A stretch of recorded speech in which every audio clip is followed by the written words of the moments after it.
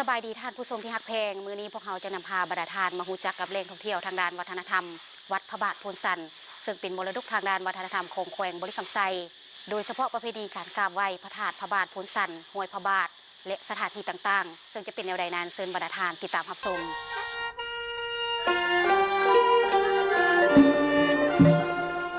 วัดพระบาทโพนสันได้ค้นพบหินศิลาฤกษ์อยู่วัดห่างที่ตั้งอยู่พลานหินซึ่งในเมื่อก่อนเอ่ยว่า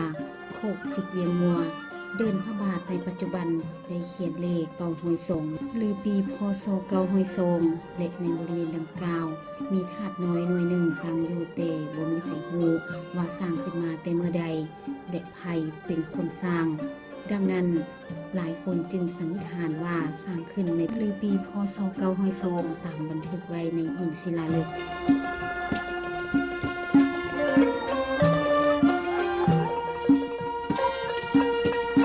ในปี1974พระครูเผา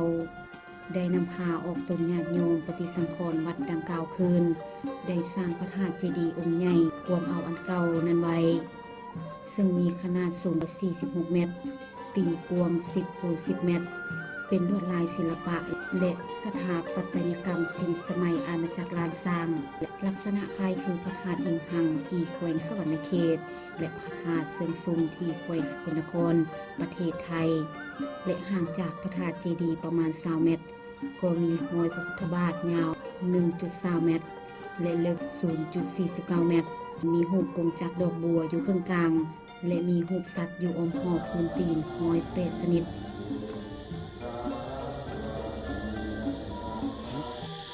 เจ้าท่านผู้ชมปัจจุบันนี้พวกเราอยู่กับท่านเคนสารวงศ์หัวหน้าองค์การทะเลข่าววัฒนธรรมและท่องเที่ยวเมืองพระบาทซึ่งท่านจะได้แนะนำเกี่ยวกับกิจกรรมอยู่ในวัดพระบาทโพนสันสบายดีคุณสารวงศ์เรายังให้แนะนำเกี่ยวกับการปฏิบัติกิจกรรมการท่องเที่ยวอยู่ในวัดพระบาทโพนสันเกี่ยวกับสำหรับกิจกรรมการท่องเที่ยวที่วัดพระบาทโพนสัน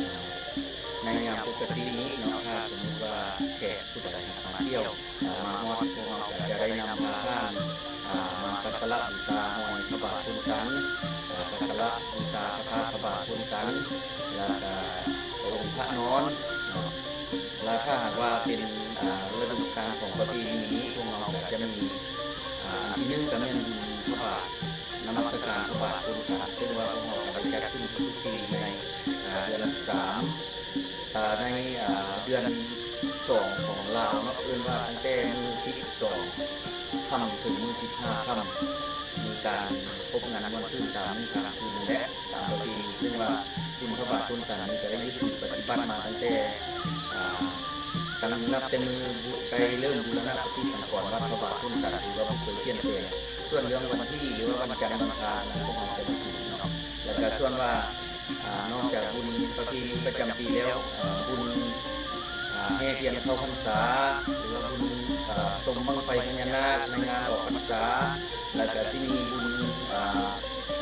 ส่งพระเอิ้นว่าแห่พระนิ่งเมืองแล้วก็ส่งพระในงานพุทธสงกรานต์เนาะอันนั้นถือว่ากิจกรรมท่องเที่ยวประจำปีของพวกเราเจ้าแต่ที่ผมทำนะครับต่อไปนี้พวกเราจะนำพาท่านไปเที่ยววัดโพนสันซึ่งเป็นวัดที่เก่าแก่ศักดิ์สิทธิ์อีกวัดหนึ่งที่ได้พันกับตำนานพระเจ้าเดินทางท่องเที่ยวโลกและมาสักการะสถานที่ดีวัดนาคีนิมิตรโพนสันตามตำนานบอกว่าในอดีตพระพุทธกาลมีพญานาค2 ตัวได้นิมนต์พระพุทธเจ้าสันเข้าอยู่สถานที่แห่งนี้และสถานที่แห่งนี้ก็กลายมาเป็นอนุสรณ์สถานบนสันเข้าของพระพุทธเจ้าซึ่งเสด็จลงมาโปรดสัตว์โลกทั้งหลายอยู่ในภูมิประเทศนี้เมื่อ 2,540 กว่าปี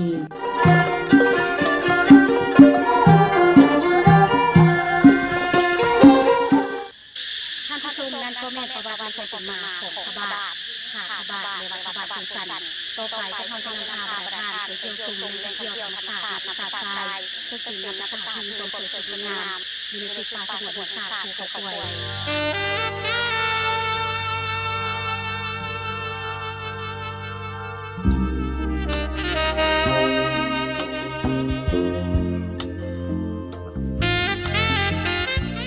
นางต กตาทรายเป็นสายน้ำที่ไหลผ่านเพียงหินผ่านหอมพักและตูนดุมกวางภาษาทรายสูงประมาณ 40 เมตร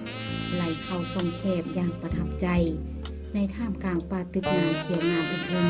ซึ่งท่านสามารถติดตามเส้นทางที่มีเครื่องหมายไปสู่อ่างอาบน้ำที่เกิดจากธรรมชาติและอย่างตามระดูเลยในสายน้ำที่มีดินทรายอยู่ในพงห้วยของตาดบนหน้าน้ำเปลี่ยนแปลงตามฤดูกาลเงียบและสงบนับแต่เดือนธันวาหารเดือนพฤษภานักท่องเที่ยวทั้งภายในและต่างประเทศมาท่องเที่ยวสถานที่แห่งนี้อย่างล้นหลาย ส่วนในฤดูฝนกระแสน้ำจะไหลแห้งเสียบขาด โดยเฉพาะในเดือนสิงหาคม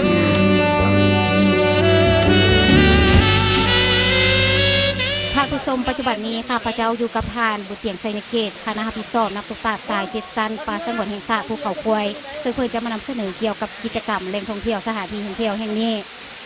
เจ้าสบายดีไอ้